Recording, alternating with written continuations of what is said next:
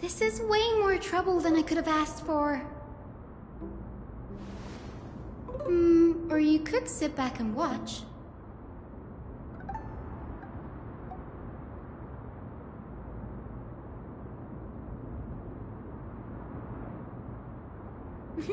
I'm kidding, Danny.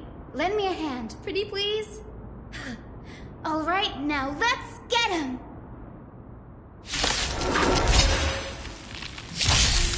This is being in sync? I choose you! For tomorrow! You just don't learn. I can't let them down. What's it The future will come! I'm fine.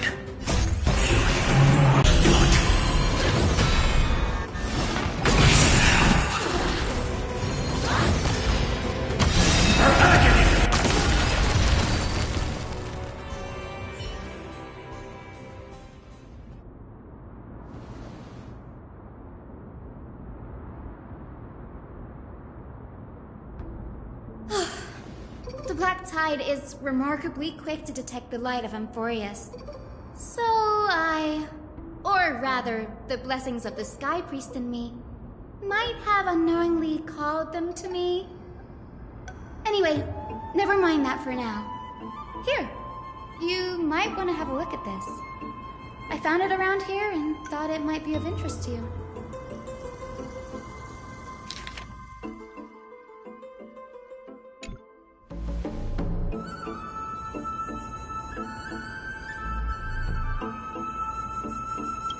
This is new. I didn't know Professor Anaxa was researching the sky.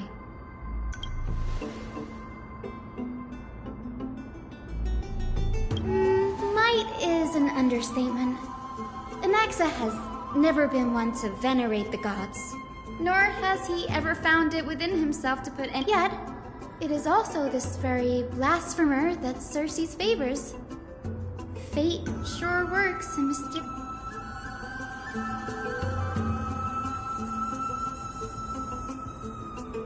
Oh, let me have a look.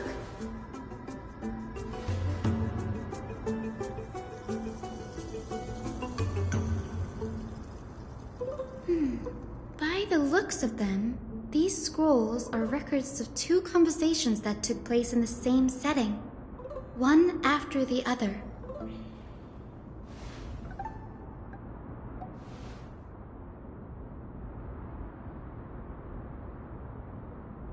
Sure, go ahead.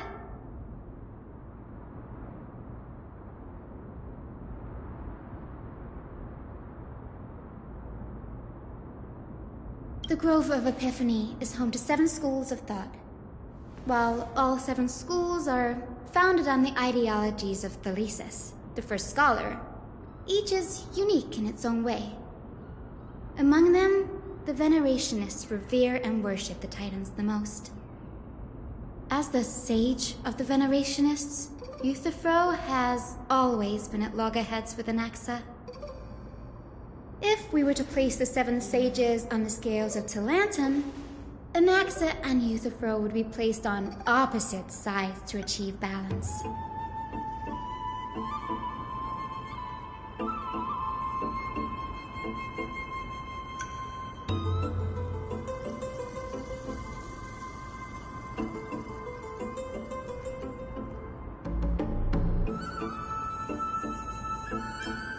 Nearly everyone in Boreas has heard the story of the skyships by now.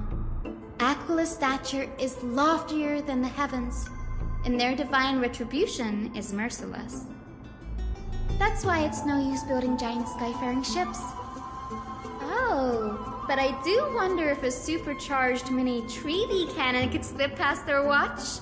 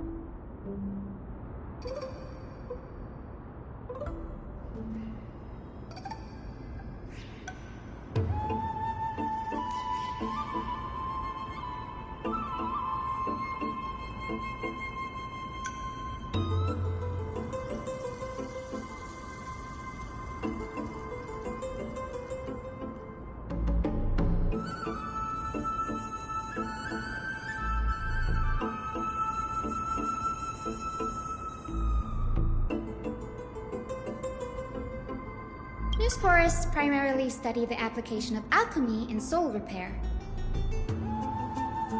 Everyone considers Anaxa a blasphemer, but that has never stopped him from sharing his ideas, no matter how taboo. If you must say that he's hiding something, then it's likely what lies beneath his eye patch.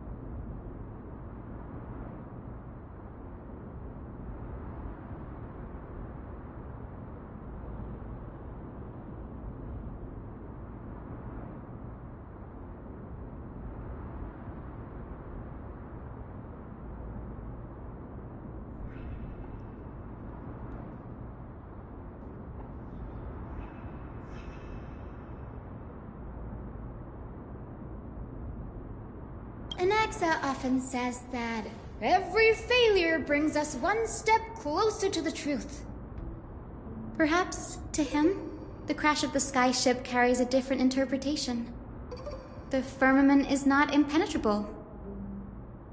On the contrary, it was precisely because the skyship represented the first step toward breaking free from the shackles of the Earth that it provoked the wrath of the Sky Titan and brought divine punishment upon itself.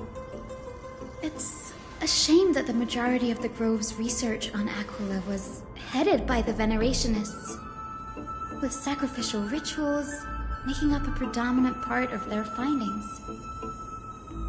Discourse about more esoteric subject matters in relation to Aquila dwindled even further after the skyship incident.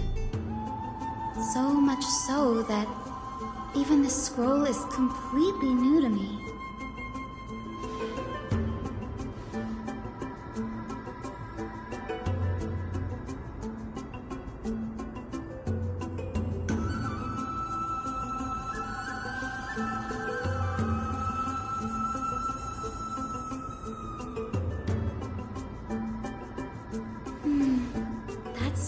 like to know.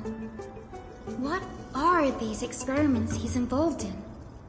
Even I, the assistant lecturer, know next to nothing about them. I have a bad feeling about this. Could there be more to what happened at the Grove?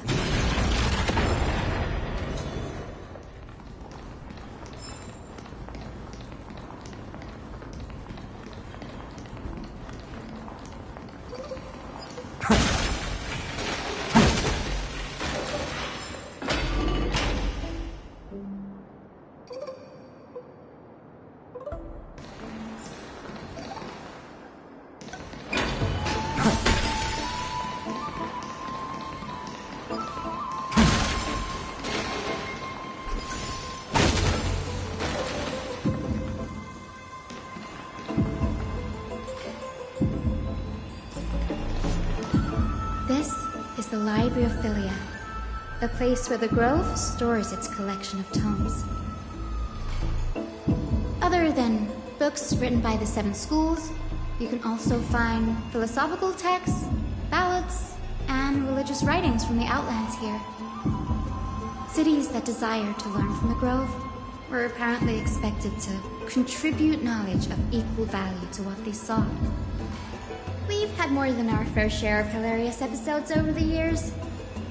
For instance, it's said that the Erythro-Keramists once borrowed a manuscript from a certain author, but ended up returning a copy instead of the original. What's more... Nice? No need to hold yourself back, Danny. You can just tell it like it is. Their behavior was no different from bandits.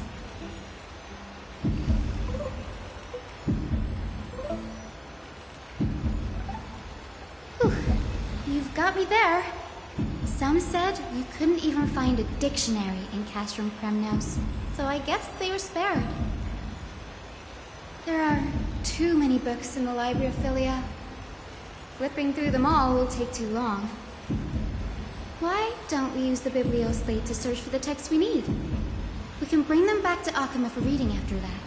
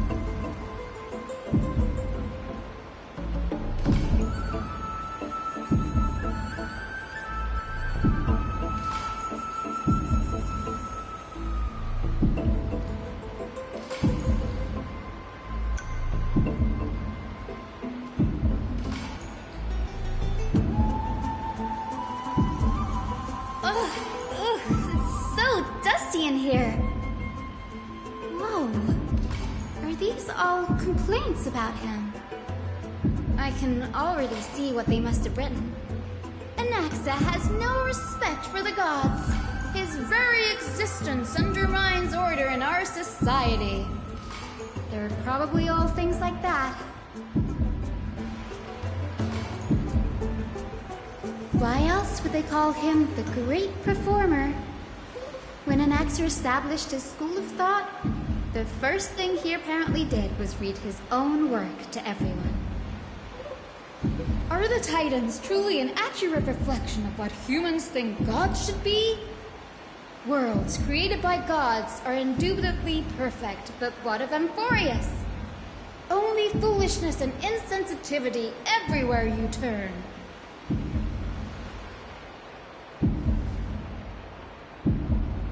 They marched him straight to the seat of judgment before he could finish. Though what he took on in the end was more of a debate than an actual trial. He had to address every one of the scholar's allegations, or face expulsion from the Grove. The first allegation was... Do you agree that since the Titans created the heavens and earth, so the mountains, rivers, and seas must likewise be their creations?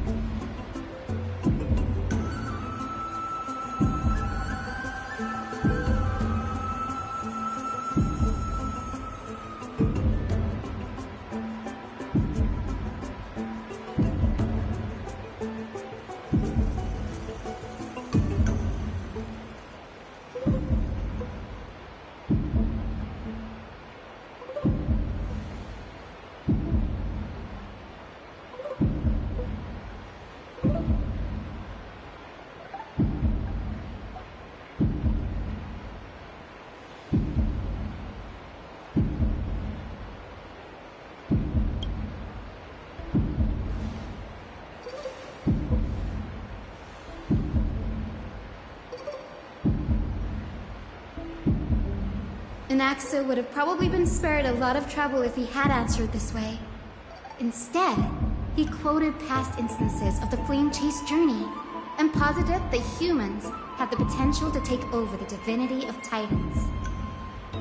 Needless to say, his critics didn't take kindly to his answer, so they followed up with a second allegation. You claim to be studying souls, yet you are, in fact, defiling them and committing acts condemned by the gods. Do you admit it?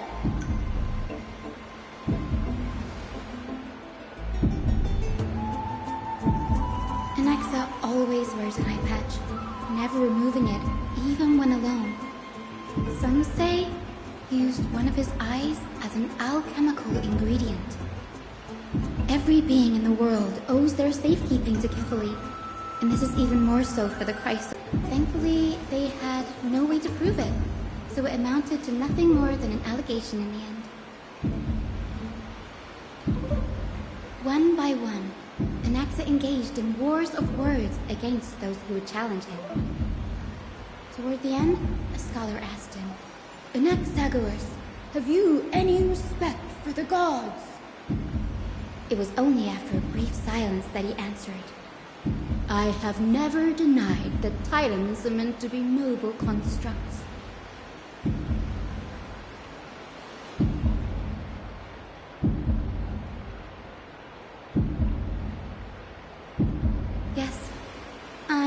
not sure how that controversy was eventually resolved, but what's for certain at least is that Anaxa was allowed to stay in the grove where he continued his research, despite being regarded as a heretic. By the way, this stack of complaint letters has reminded me of a place in the grove. We may find clues there that aren't on the teleslate. I'm talking about Anaxa's alchemy lab, hidden between the cornerstones.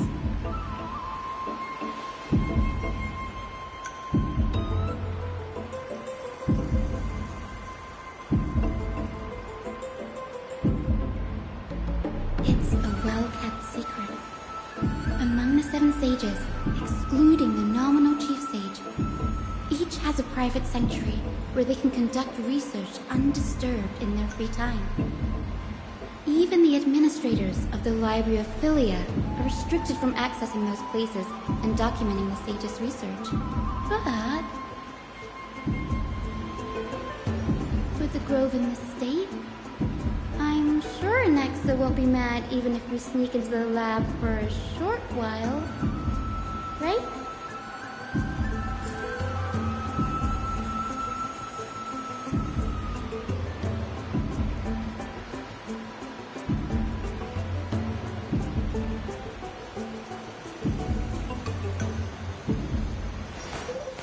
I will walk to the...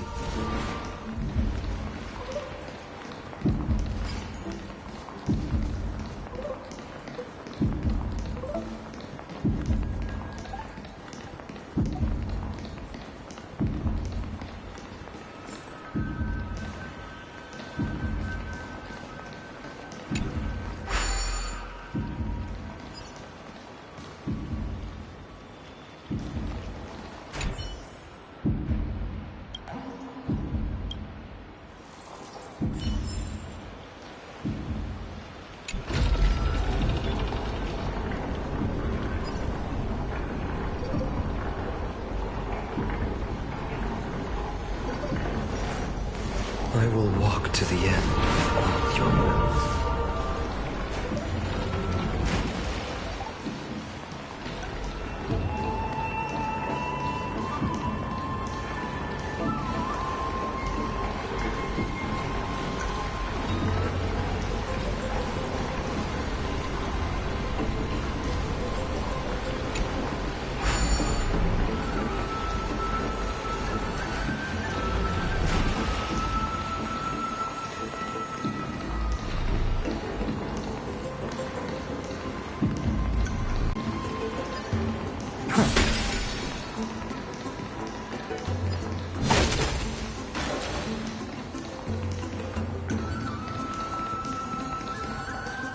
This is the place, but where is everything? Materials for alchemical experiments, matrix diagrams, and even the seal to the lab. They're all gone. Did the Black Tide destroy it all?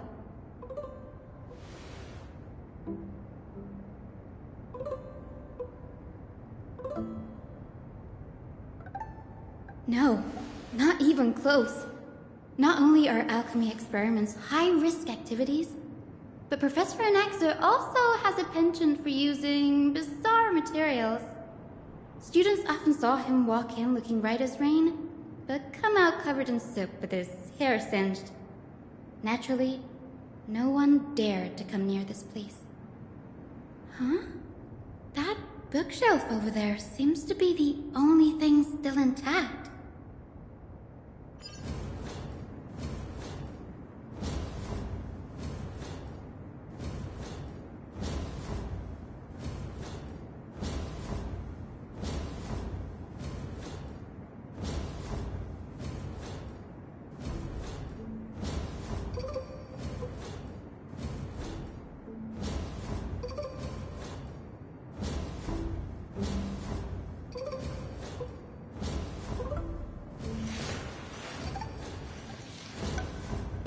So this was my childhood dream, huh?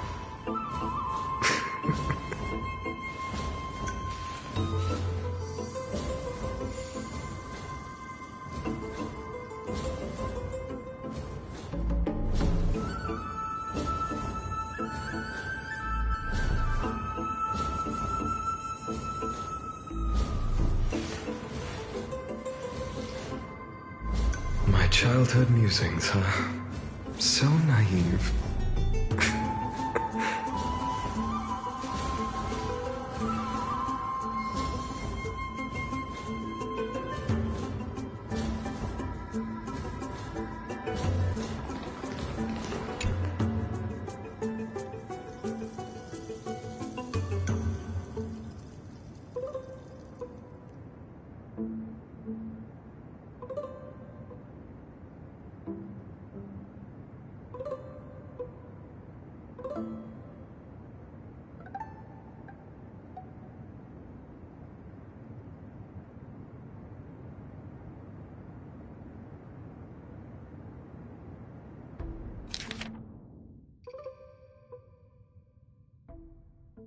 What's going on? Anaxa is conducting research on our friends in Alchema and... me?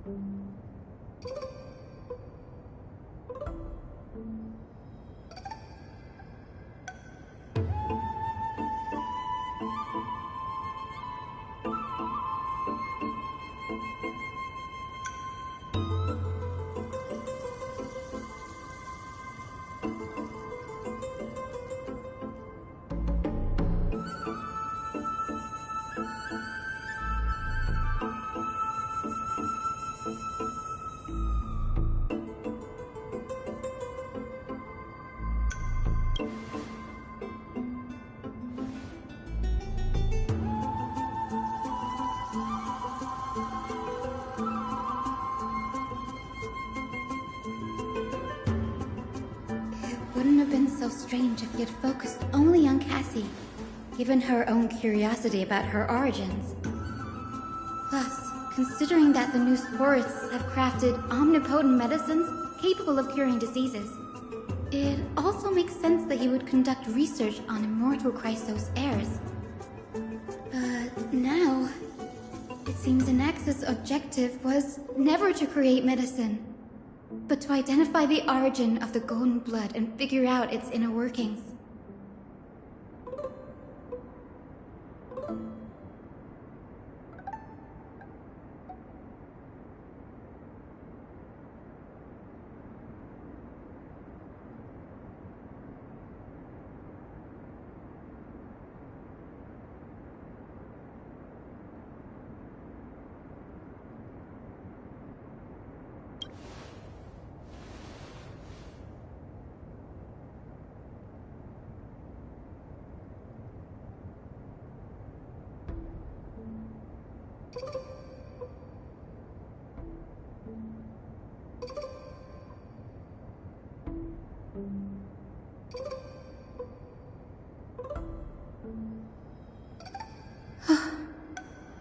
Danny, look at this.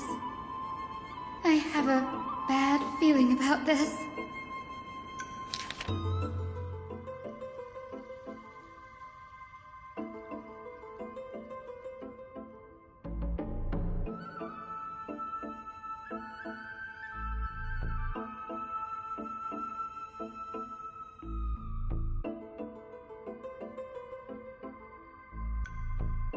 My biggest fear. It's come true. After going through his notes, I think I can piece it all together now. Anaxa was carrying out experiments on soul transmutation.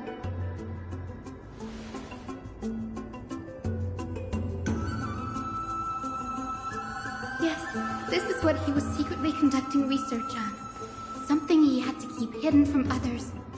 Compared to his public speeches, this is the real blasphemy. Oh, I just thought of something. Do you remember when the Black Tide was approaching? The Grove had planned to send Cersei's core flame to a safe place. But an accident happened along the way, and Anaxa lost his life in the process?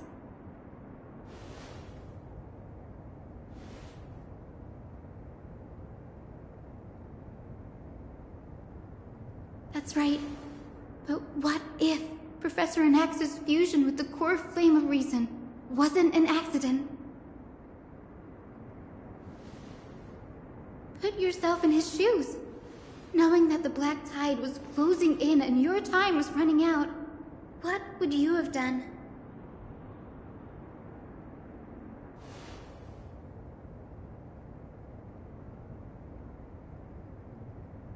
Exactly. When the Black Tide came, the true reason Anaxa headed to the Luminary Throne was to transmute and fuse himself with the Titan's core flame. No. Judging from how he reacted after the event, the results came as a surprise. Maybe he failed to consider the possibility that Cersei's would make a similar decision. The manuscripts detailing all the alchemical formulae have been taken away. His research is still ongoing.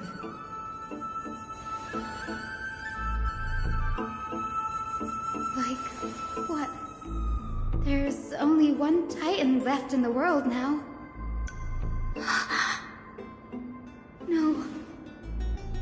No way.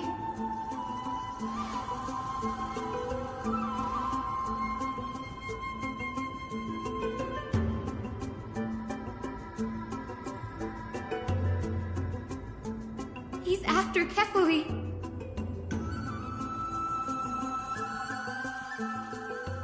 Sir, this sky above us, it's not real, is it?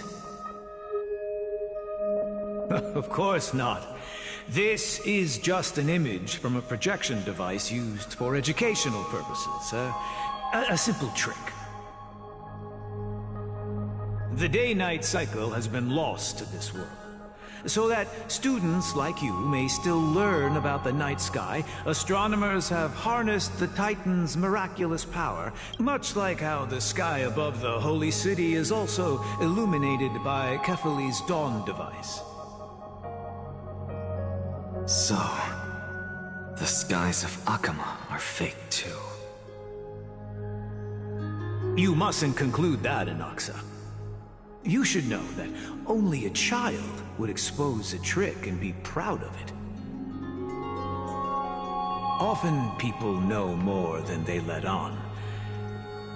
They simply choose to feign ignorance because they have no other choice. And they're just deluding themselves.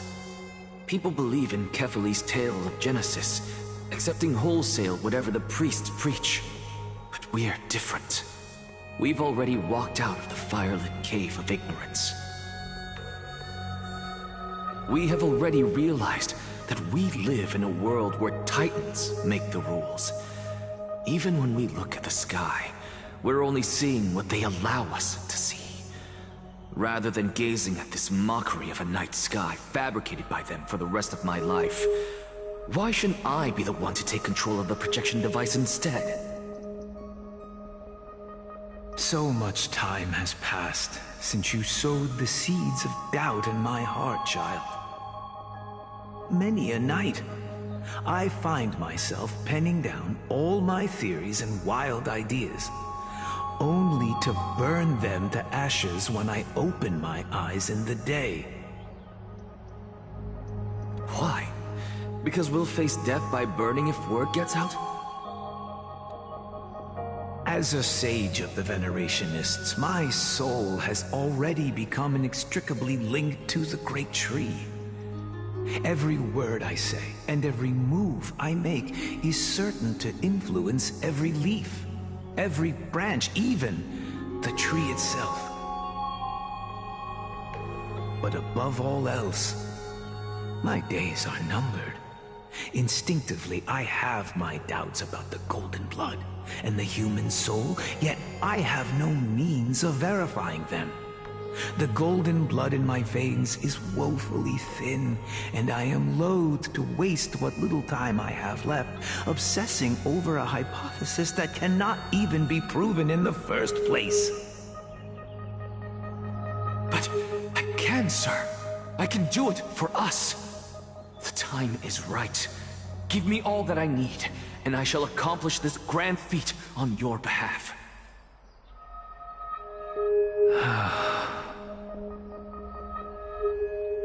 You're right.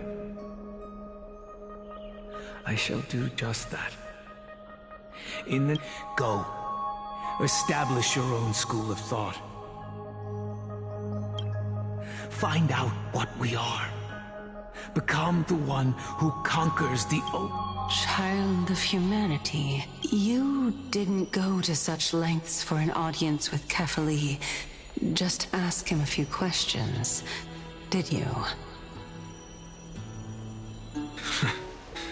So, if I were as foolish as a Dromus, perhaps I'd throw myself down and prostrate before their greatness, begging for the gods' prophetic wisdom. Before such power, does it make any difference whether you're a human or a Dromus? I'm sure you're familiar with the story of the Styxians. When the raging waves threatened to swallow them, they didn't just give up and become sitting ducks. No. They constructed a dam that kept the roaring tide at bay, chaining down the mad Fagusa.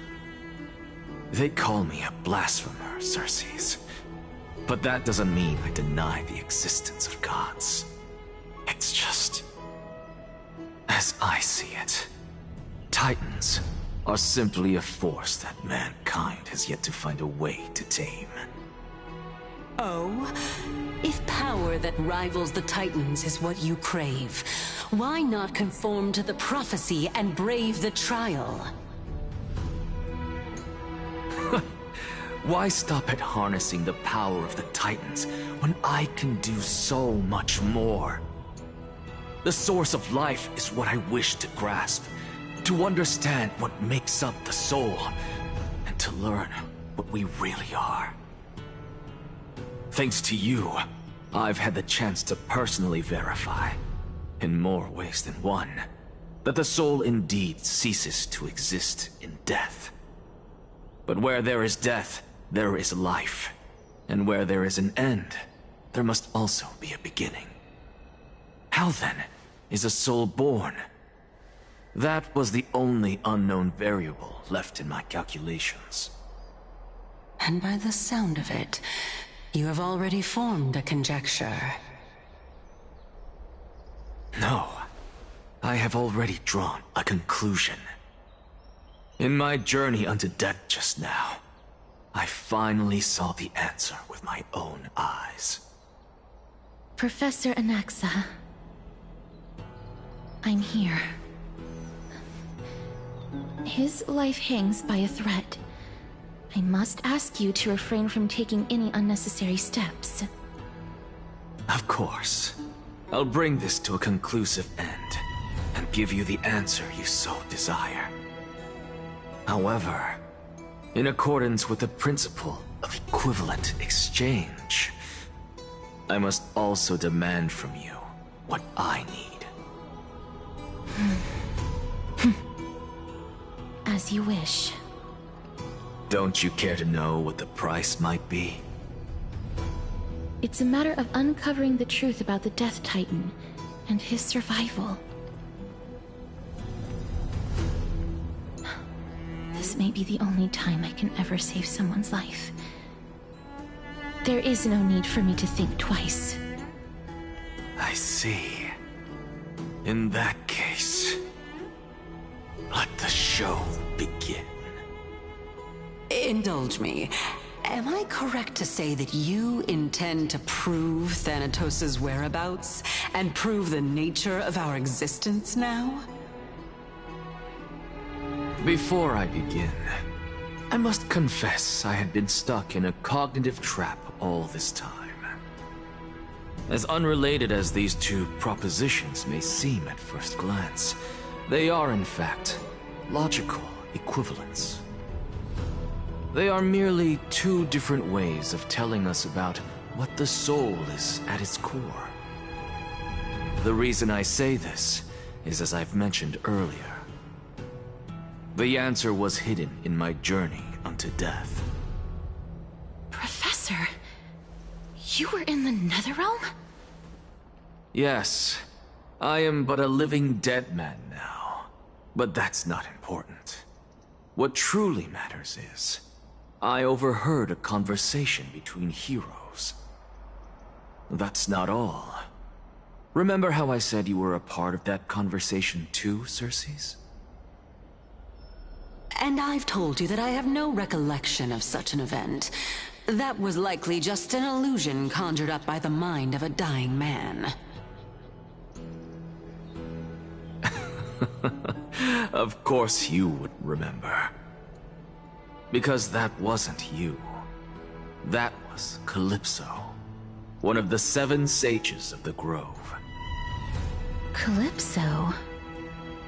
Huh? Oh, that's the name I made up on a whim when speaking to this girl. How do you know of it? And surely you jest. Don't you think I, of all people, would know if that were the name of one of the 7 sages under the shade of my tree? Don't you claim to know the Grove's past like the back of your hand? It seems you've lost even the memories seared into your soul. Use your head, Circes.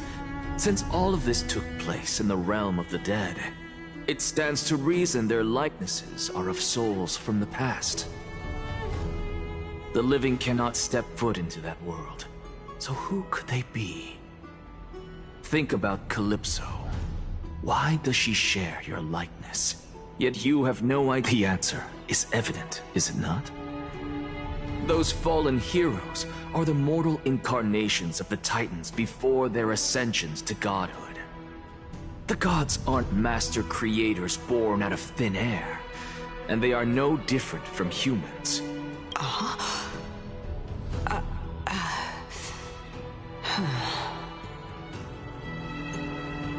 Does this answer disappoint you? Yes, because you've answered nothing. If I truly was once human, as you claim, then where do the children of humanity come from? Even on the off chance that you speak the truth, this brings us no closer to grasping Thanatos' whereabouts. How are we to find them?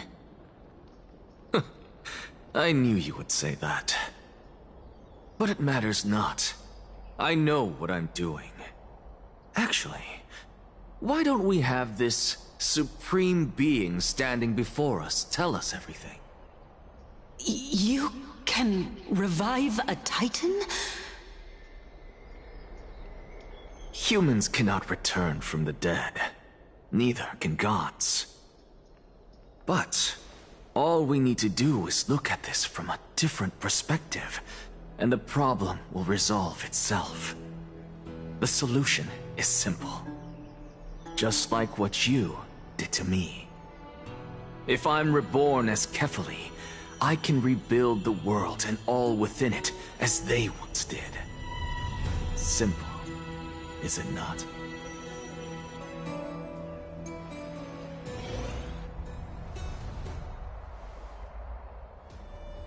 I have news from Hyacinth and Ganhung.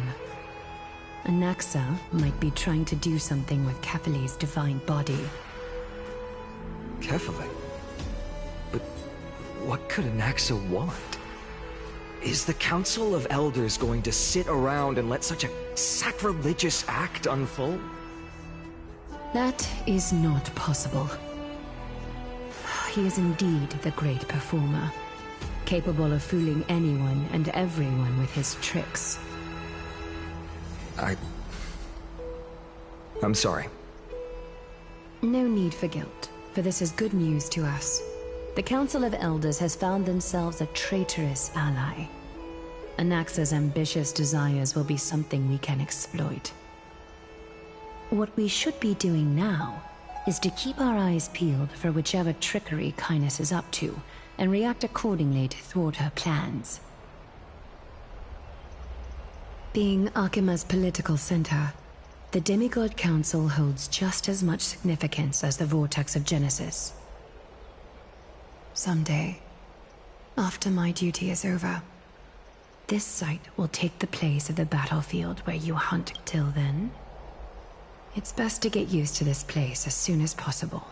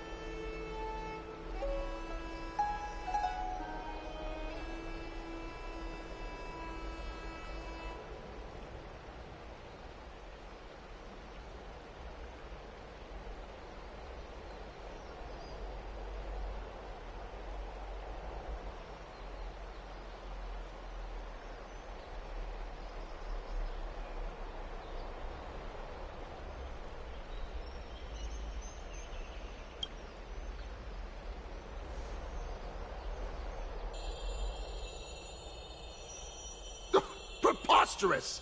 The Christos heirs only have their standing because of the Council of Elders! How dare they trample over it! Wow. These people are shooting daggers with their eyes. It's been a while.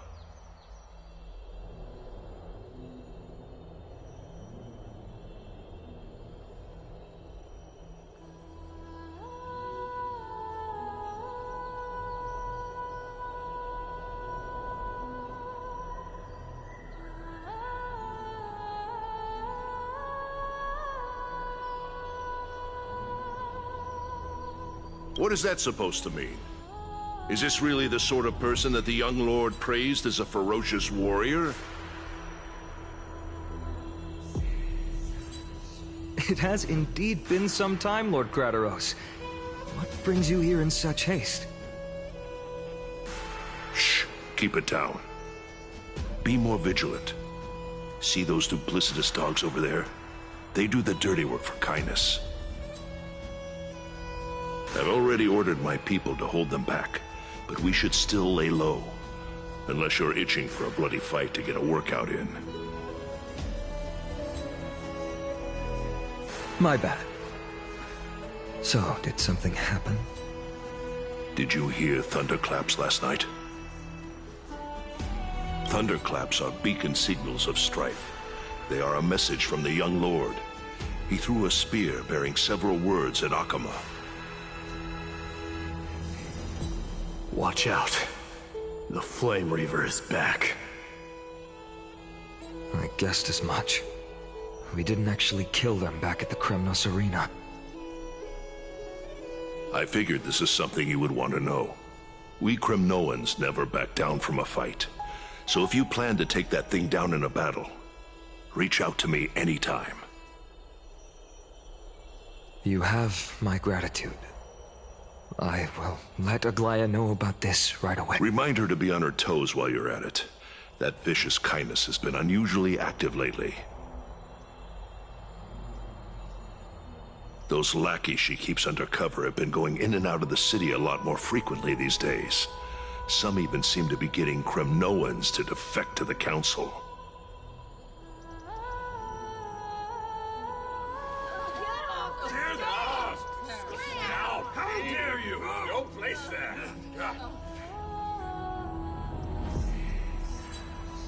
That's her. Looks like you can see it for yourself. We should get back. Thank you for the intel, Lord Kratos.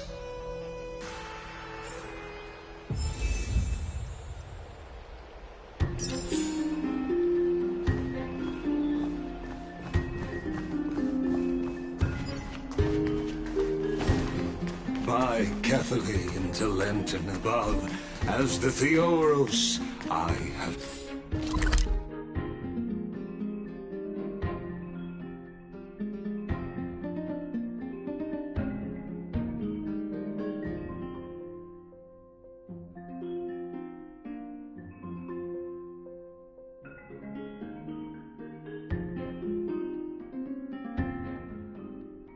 observed. Aglaya, what happened here? I know about the poisonous fangs of that king snake through the golden threads. In the past, I would be confident about keeping her in check, but I admit I am now unable to do so. What do you mean? It is no longer about eloquence or arguments. I have been a demigod for far too long that I hardly have any humanity left. Before I realized it, I have become no different from these hypocrites, no longer capable of relating to the people. This has come a lot sooner than I expected. But perhaps it is time. I need you to step up, Finan, in order for me to retreat behind the scenes. Yes, this is my duty, but... It is far easier for the Council of Elders to fool many than just fool one person. Their so-called more support is no more than a ruse to distribute power using words instead of lances. There is no glory in winning this debate, but that makes having respect for humans so much more priceless. Finan, you are a Chrysos heir without flaw, capable of relating deeply with humans. I appreciate what you've taught me, Aglaya. I hope we'll live up to your expectations and win this debate.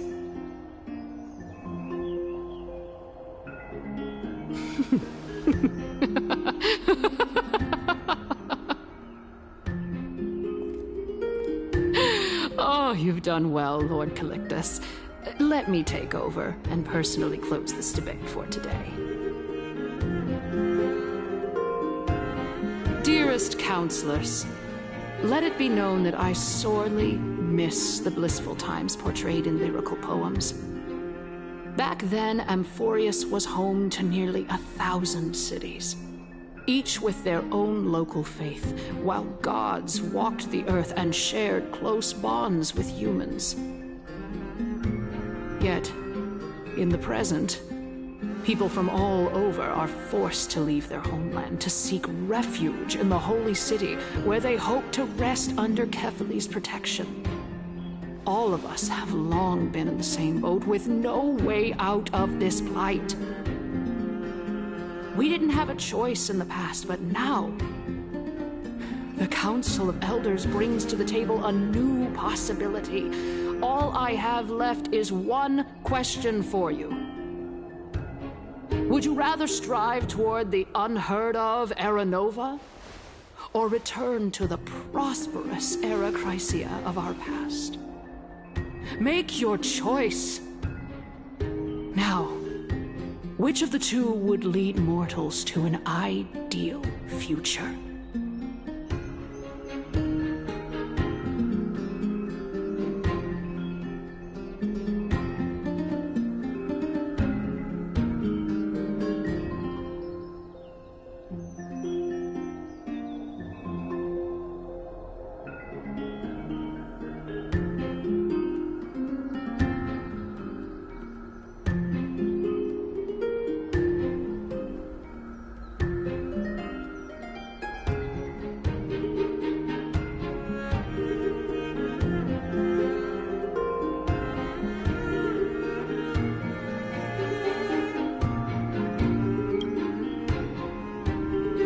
Era Nova is a path of salvation the gods promised.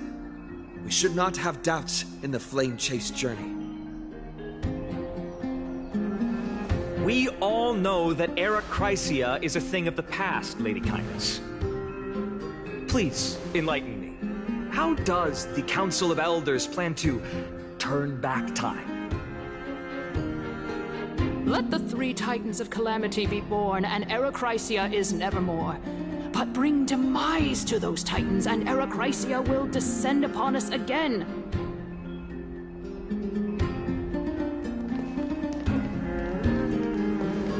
Know that the Council of Elders is never one to make empty promises. Look at who we have on our side. Anaxagoras, one of the Grove's 7 sages, and Castorus, Idonia's goddess of death. With the help of these 2 heroes, I can promise all of you that Era Chrysia will exist once more. Aren't they Chrysos heirs? They're supporting the Council of Elders instead? It's clear from the start that these heroes do not get along well in their group. All the more proof that Aglaya is unfit to speak on behalf of every Chrysos heir. I am in favor of Era Chrysia. Era Chrysia! Era Chrysia!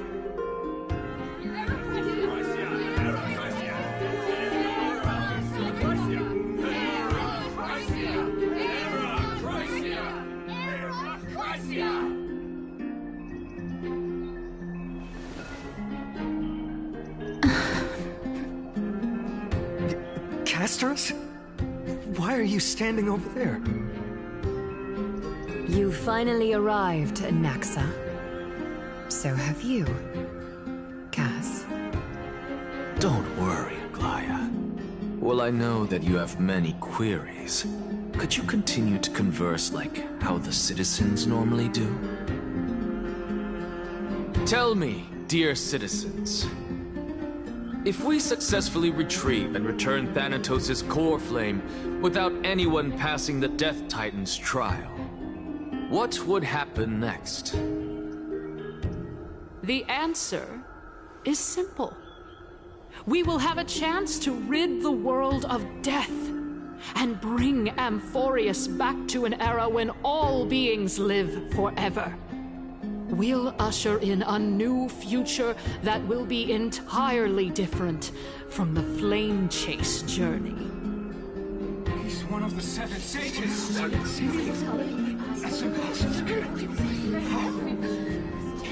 I really believe Your proposal is much too idealistic. As long as the Black Tide still exists, how can we go back to the old days? Remember what I previously said?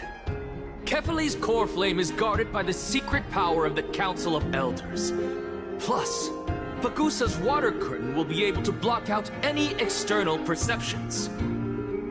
Tell me, dear citizens, have any of you ever seen even a glimpse of the threat that this person is talking about anywhere within the walls of this majestic holy city?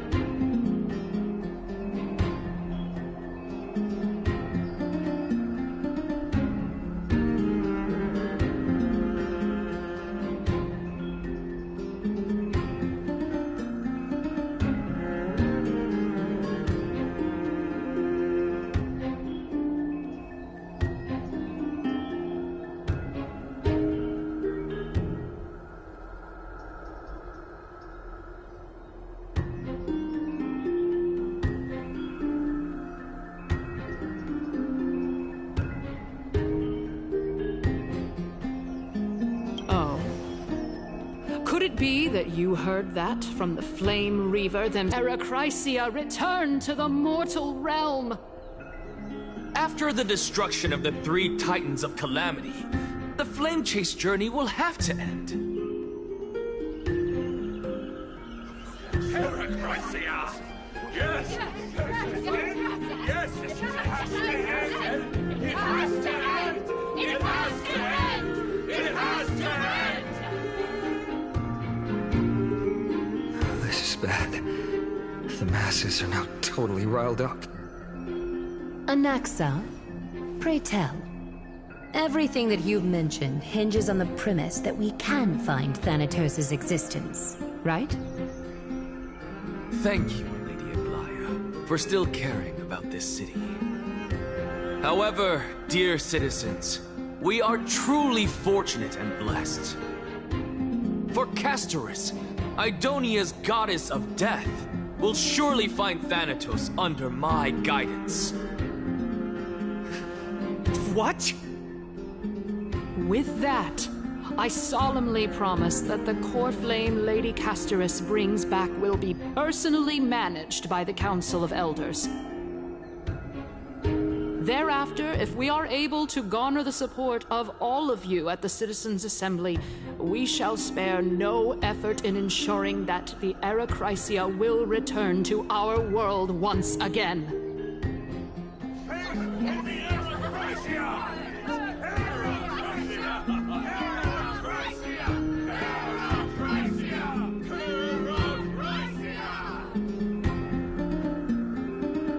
With the balance shattered, the result is clear.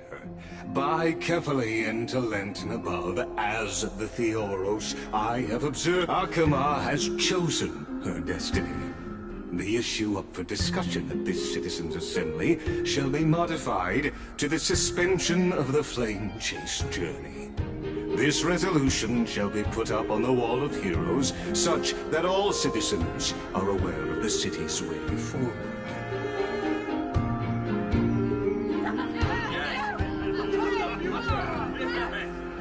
Yeah, I like this. Fantastic. Yes. Aglaya, dear Aglaya. What has caused your heart to soften? You also don't seem to be as quick-witted as before. Wag your tongue as much as you like. Since the Flame Chase journey has been preordained by the prophecy, our failure has never been on the cards. Well then, I guess we'll find out if that's true at the Citizens' Assembly.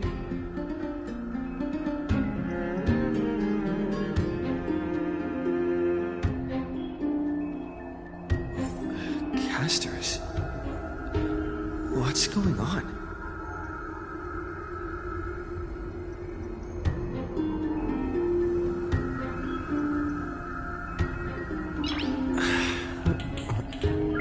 Nice.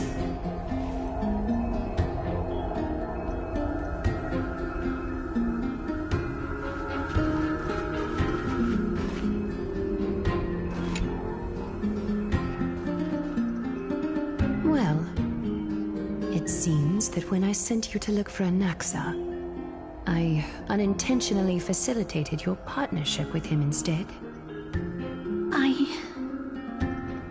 My apologies, everyone. I know that you have many questions to ask me. I will answer them to the best of my knowledge. In that case, please tell us as much as you can.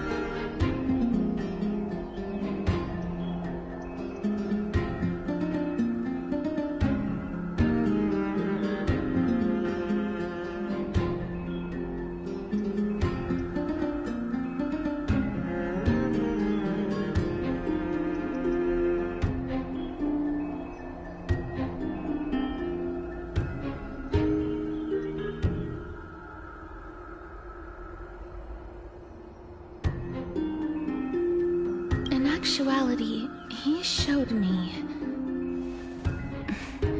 a past that was both long and heavy. The reason I say this is as I've mentioned earlier. The answer was hidden in my journey unto death. Professor, you were in the Netherrealm? Yes, I am but a living dead man now, but that's not important. What truly matters is, I overheard a conversation between heroes.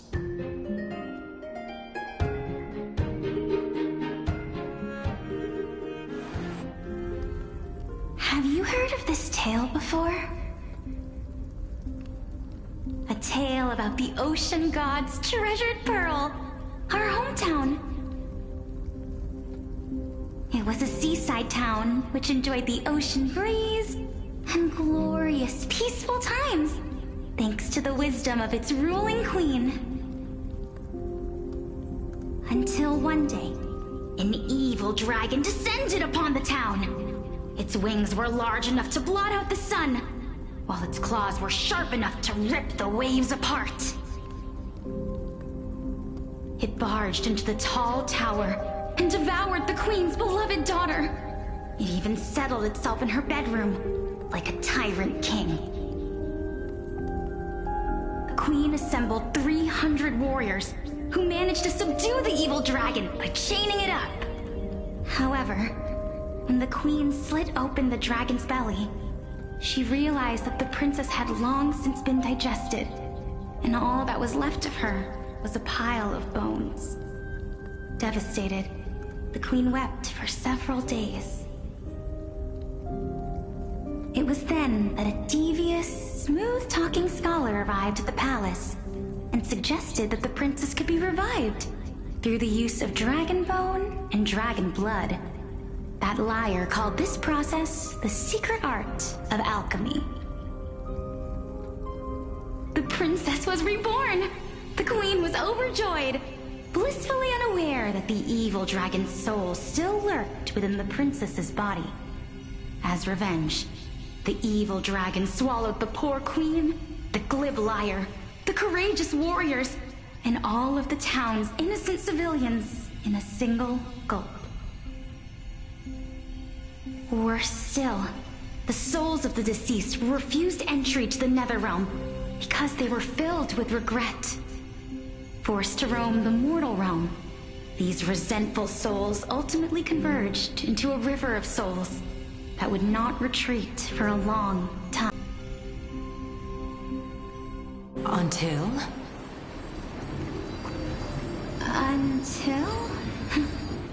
Actually, I don't know what happened next either. Oh my. It seems that you still like to whet people's appetites even after all this time, Pelixia. So, according to your story, this is how I used to look? It's practically a mirror image. And yet, what exactly is this? A miracle that I created with alchemy. As for what it is and how I was able to accomplish it, I'll keep the answers to myself for now. Oh, my goodness. Is this cliffhanger really necessary?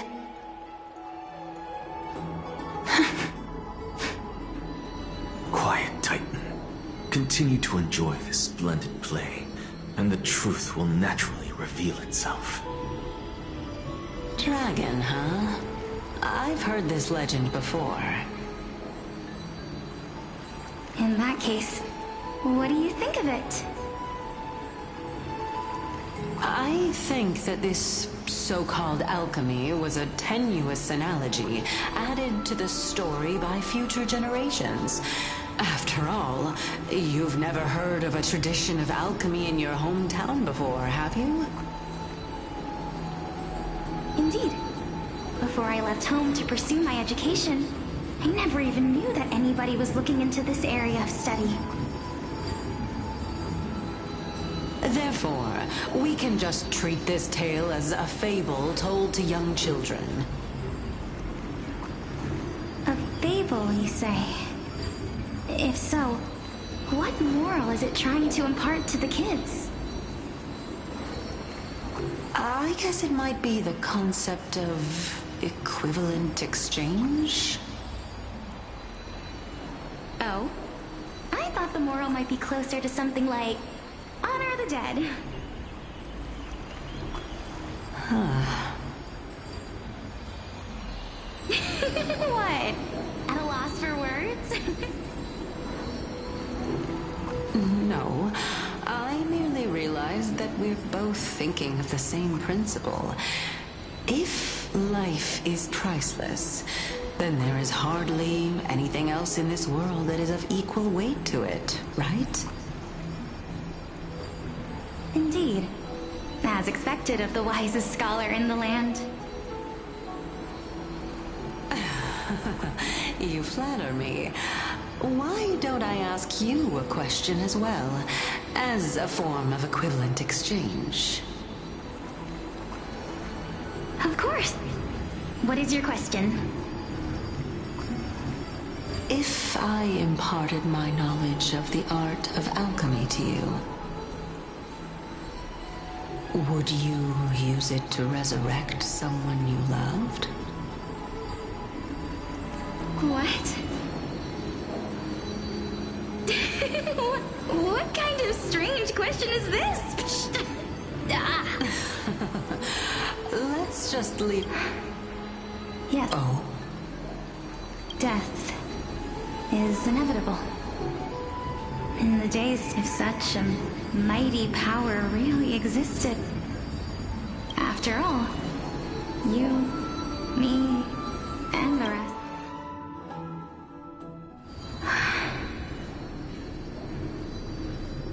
My time is finally here.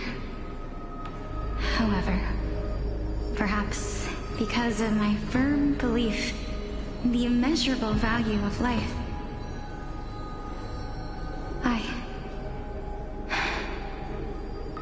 I am unable to complete the trial. You shall wither, and through that, the dead will sprout again from the remains, and be reborn with the dead flame.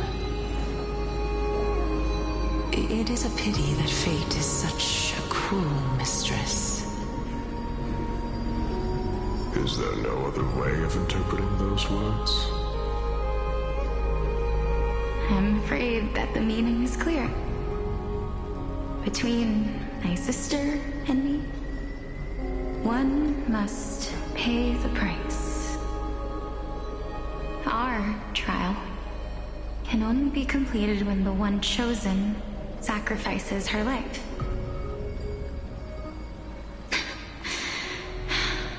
I'm afraid that the prophecy might even have selected a pair of twins for this exact purpose. Fortune makes fools of us all. My sister is prepared to sacrifice herself. And yet, I can't do the same. How absurd. My time is almost up, but I'm still afraid to welcome death. What should we do? If I'm ultimately not able to make up my mind...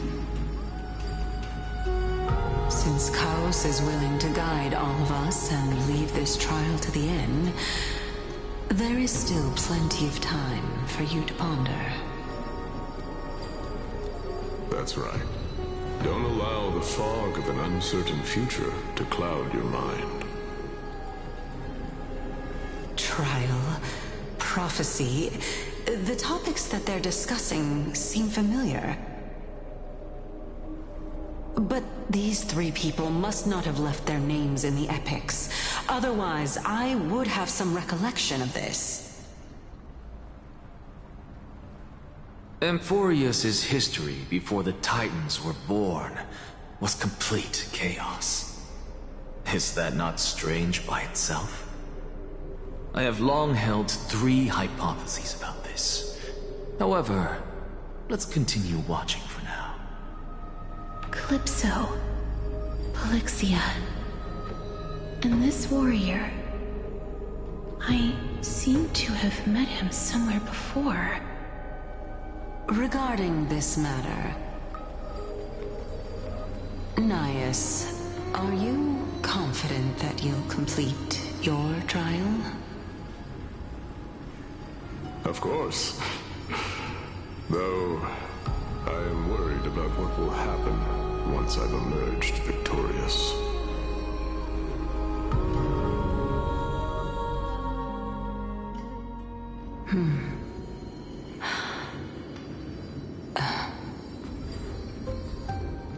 Looks like you have made up your mind.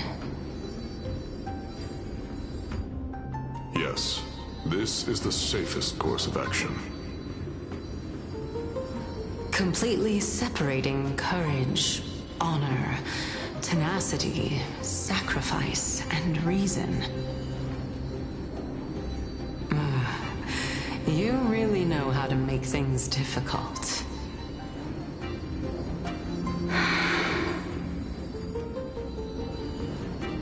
Please, young lady, witness my fall and demise. Lady Calypso, you shall host the soul-rending ceremony. I do not understand. Why would you dare to sacrifice yourself for a future that you won't get to witness?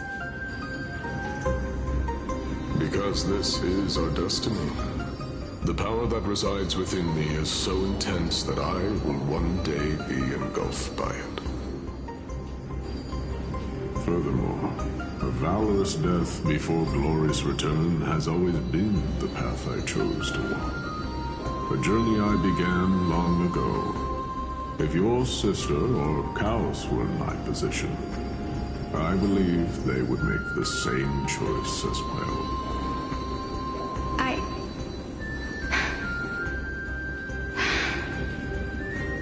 I'm not that brave. I don't know how I'm supposed to face such a serious affair.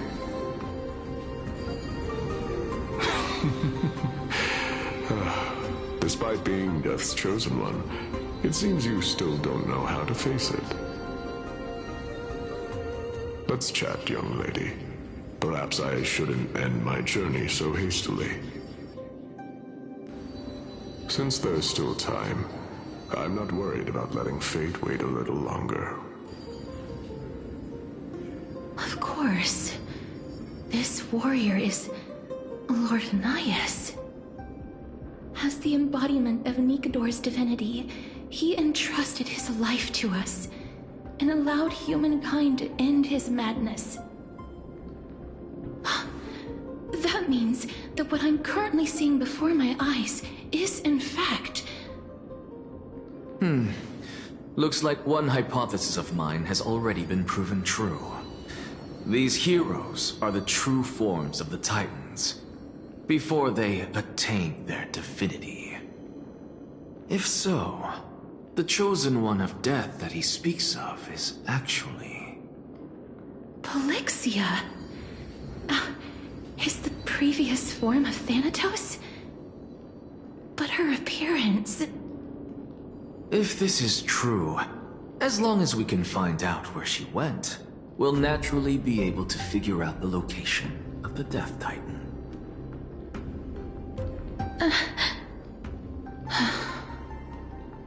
But before that, we first need to witness what ultimately happened to Lord Anias.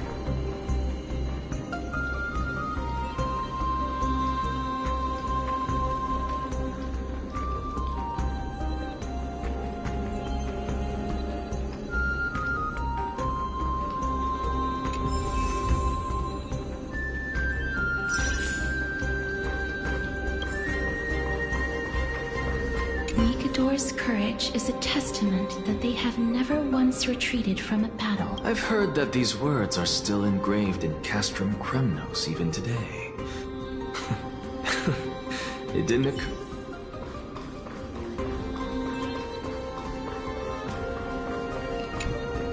Honor, courage, tenacity, sacrifice. And finally, the only thing that remains is reason. Cheer up, young lady. There is no need to shed tears over a glorious death. All farewells in this world are sorrowful, Lord Nias. No, young lady. As a warrior, I have witnessed too many bitter deaths. But now, All I feel is peace. I did not know until this moment that mortals could live their lives in such a way. Although only a sliver of your soul remains, you remain so optimistic. Or maybe the truth is that you aren't able to feel sorrow anymore. To be honest, I don't know either. But I am certain of one thing. This is not an acceptance of death nor apathy toward it. It's not even a feeling of despair. I am just enjoying what remains of my life to the fullest. Enjoying? Indeed. Along this journey that we've taken together, not only have I changed the world, and now I have reached the journey's end. When I look back and see the grand epic that I've personally written, how could I not revel in that fact? But when you depart the mortal realm, won't all of your accomplishments be reduced to nothing? Separation and death are two sides of the same coin. Reconciling this doesn't come easily for a mortal.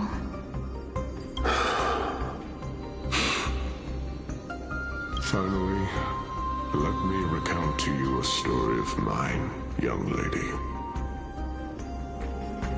The first time I returned from the battlefield, I felt extremely hollow. The calamity had devoured everybody on the battlefield but me. When I returned to the city alone, the citizens held a banquet for me that was far from pleasant. I felt as though I was still on the battlefield, and the person who had returned was nothing but an empty shell. It was late into the night by the time the banquet ended. My head still reeling, I returned alone to the barracks. On the way back, I encountered someone. It was a crazed scholar looking at the night sky and muttering to himself by the side of the road. Although I tripped over him and fell, I wasn't angry in the slightest. Do you think that it'd be better if we just died on the roadside like a couple of stray dogs? To my surprise, he shrugged his shoulders and sighed. How does someone who is currently experiencing death, dying and living, afford the same amount of bliss? Now please go away and don't block my starlight. Are you trying to say that there is no difference between living and dying?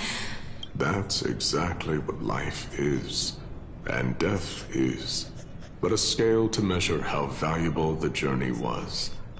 Journeys and epics are only glorious and magnificent because all things eventually fade to dust. Therefore, young lady, don't detest your fate. Instead, willingly and respectfully embrace it. The embodiment of strife telling me about the majesty of the world. Indeed.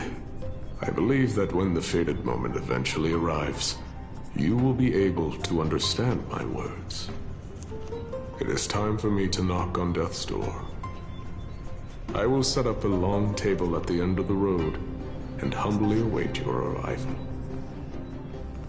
When that moment finally comes, let us drink and be merry then.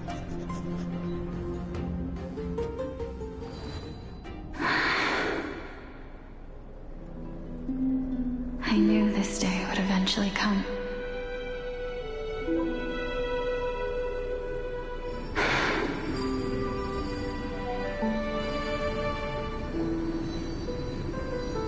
Are the both of you ready? Alexia. I'm here.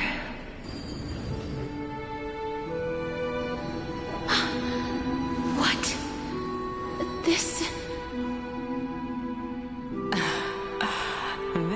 is... Is it... me? Now, it's time for us to fulfill our promises.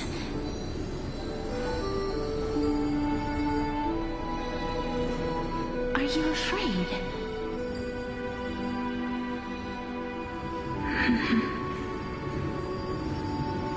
What are you afraid of? That I won't be able to do it.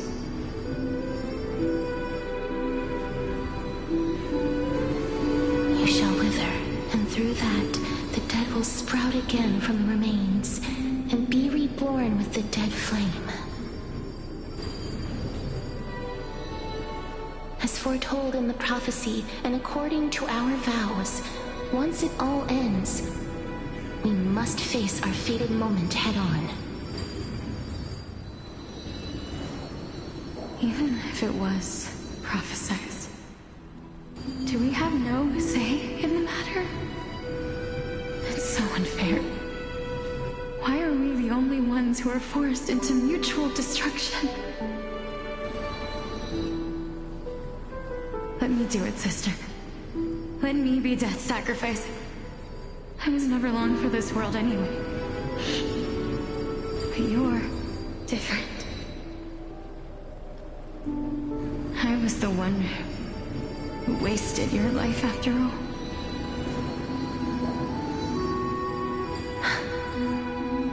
You're wrong, Polixia.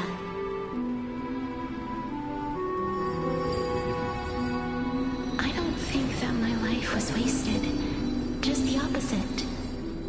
When I finally arrived at this destination and looked back at the journey I took, I discovered that flowers had long since bloomed along the path I walked.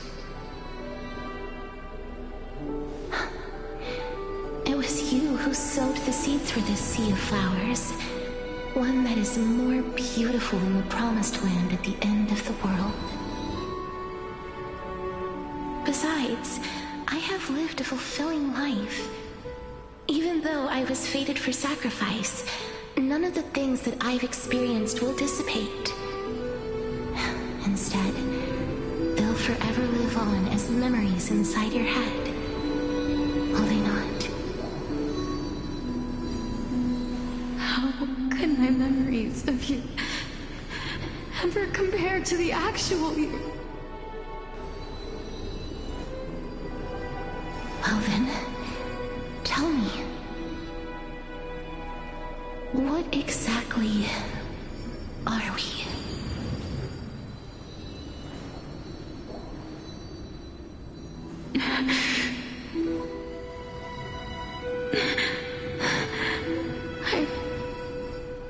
I don't know. I don't know either. But regardless of what the answer is, regardless of how we're shaped by others, or even by this world,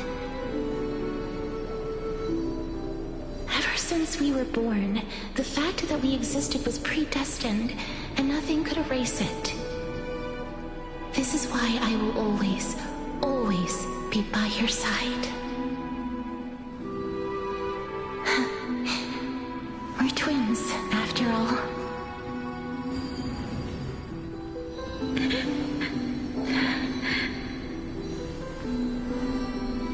All right, my dear Polixia.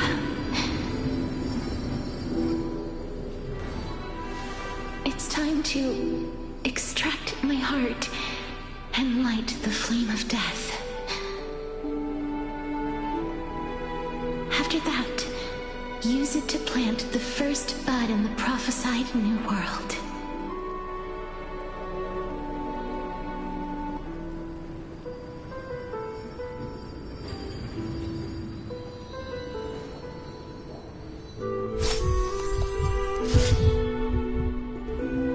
If I imparted my knowledge of the art of alchemy to you,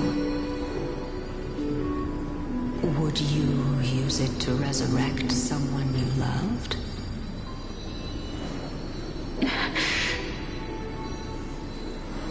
Death is inevitable. In the days to come, I am certain that someone whom I cherish deeply will leave me for good. If such a mighty power really existed, I think I would use it without hesitation. Even now, my answer remains the same. This is why, sister, I promise you, in the prophesied new world, I shall plant the first bud on your behalf.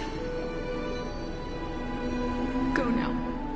Return to the Ocean God's treasured pearl, our hometown.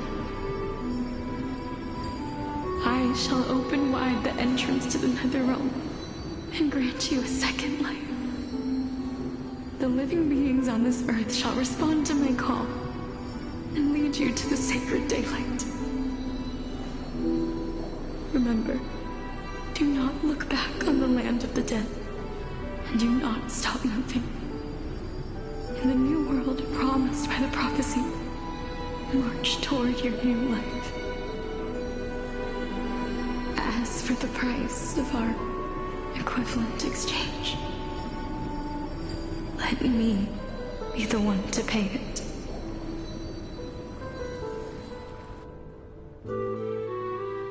Everybody, we've come to the end.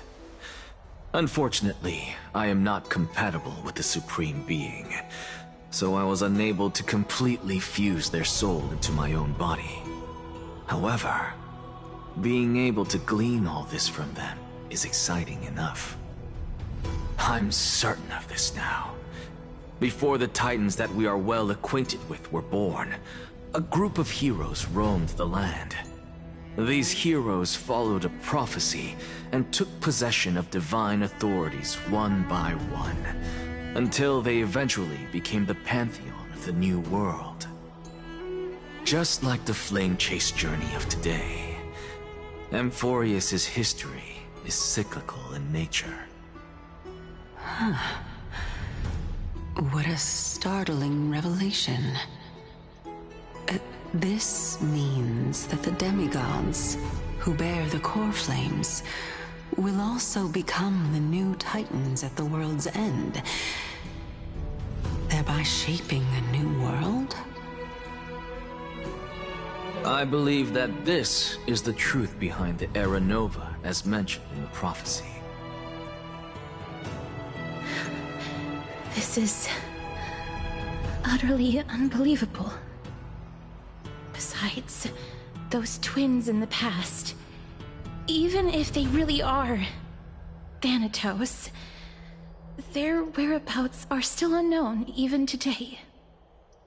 Are their whereabouts truly unknown? Didn't Polixia mention that seaside town, the birthplace of alchemy and the tale of the dragon? In our world, there exists a city which perfectly matches that description. Styxia. But the people there worship Fagusa and bear no relation to Thanatos. I have also never been to that place, as in the time of Idonia, it had long turned into underwater ruins. Take this. This is... the Nusporist masterpiece, the Philosopher's Stone. It was made by transmuting all of the sages' wisdom into a single entity, with their flesh and blood as its foundation. Remember, I've mentioned before that the art of alchemy is all about conversion, tempering, and ascension. This process also applies to the pursuit of truth. Regardless of how unbelievable this sounds, the truths of the world have been refined from the impurities. Think about the story of the dragon. This stone will lead you to your real hometown, allowing you to reform the door to the Netherrealm and discover Thanatos' fate. You still look as confident in your victory as ever, But what if your conjecture is wrong? Simple. I shall merely admit to the entire world that my experiment was a failure. However, my line of thinking will not fail because I have already planted the seeds of doubt into the hearts of the masses. Actions speak louder than words, Castoris. With the assembly about to begin, don't forget the promise you've made. I've already searched for so long. I'm willing to try one more time. While we converse, his life is also slowly slipping away. But before I leave, I have another question. What exactly did we witness just now? That was the world imprinted in Kefali's soul. If we are to prove its existence, you must take the final step. Go. Do not disappoint me. I understand. Hey, child of humanity.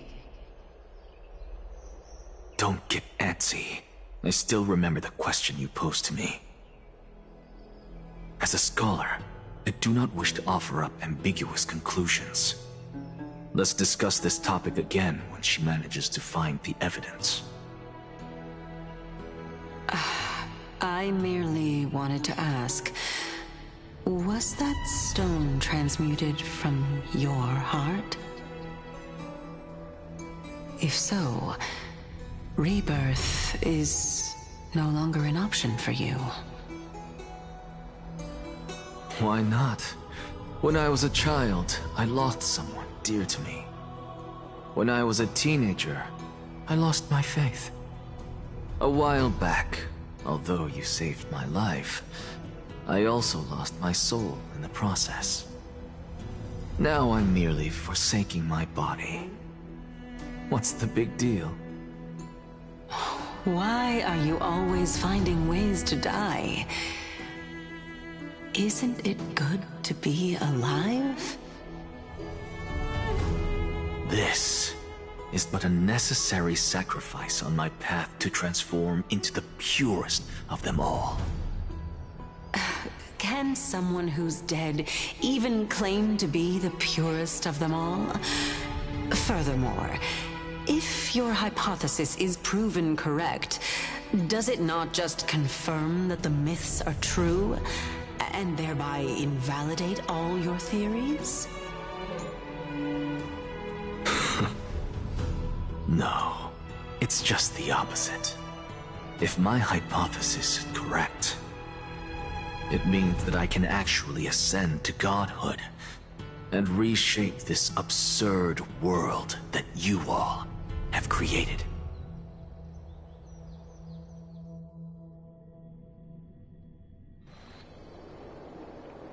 That's a lot to take in at once.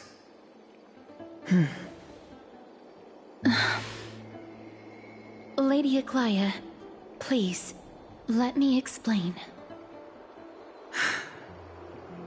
Go on. You know that the core flame of death has always been the greatest unknown regarding the Era Nova, which is why both you and Kainis desire to gain the power to control that core flame in the approaching Citizens' Assembly. Professor Anaxa has come to a consensus with Kainis. They want to suspend the trial once Thanatos' core flame is reclaimed, hoping thus to eradicate death from this world. But I know this runs counter to your wishes. So long as we do not usher in Era Nova, the Black Tide will never be eradicated. Honestly, it's difficult for me to assess the pros and cons in this decision. But someone must bring the core flame before we can begin negotiations over it. The Titan could be very near. I cannot let this chance slip by. Besides, someone has to make this trip to bring— Well said. You already had every reason to seek an audience with Thanatos. A world without death. Do you desire that too? If fate dictates that my path must oppose yours, I will do all I can to resist it and protect what I aspire to achieve. Lord Mighty showed me that without taking the first step, all talk of what follows is moot.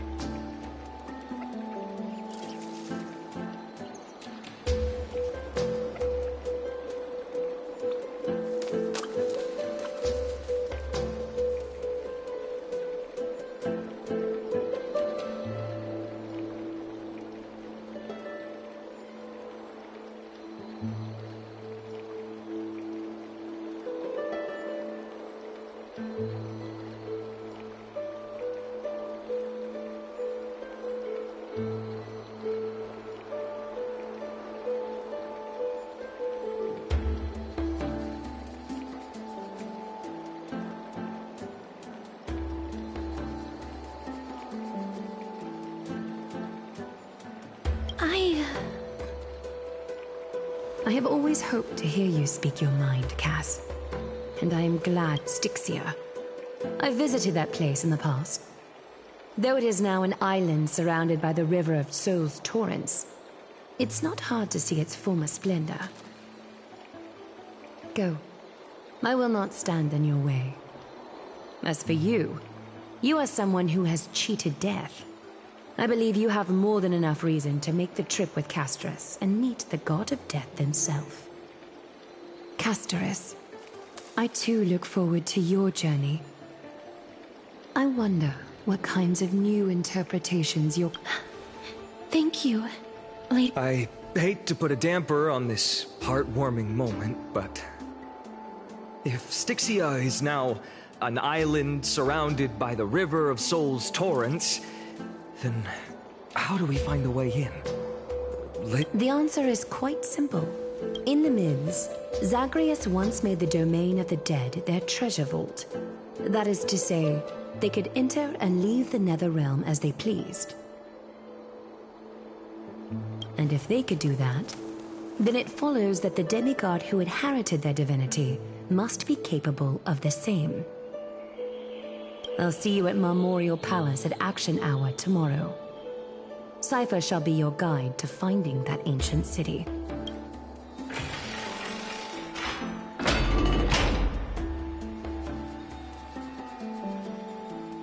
Dan Hang isn't...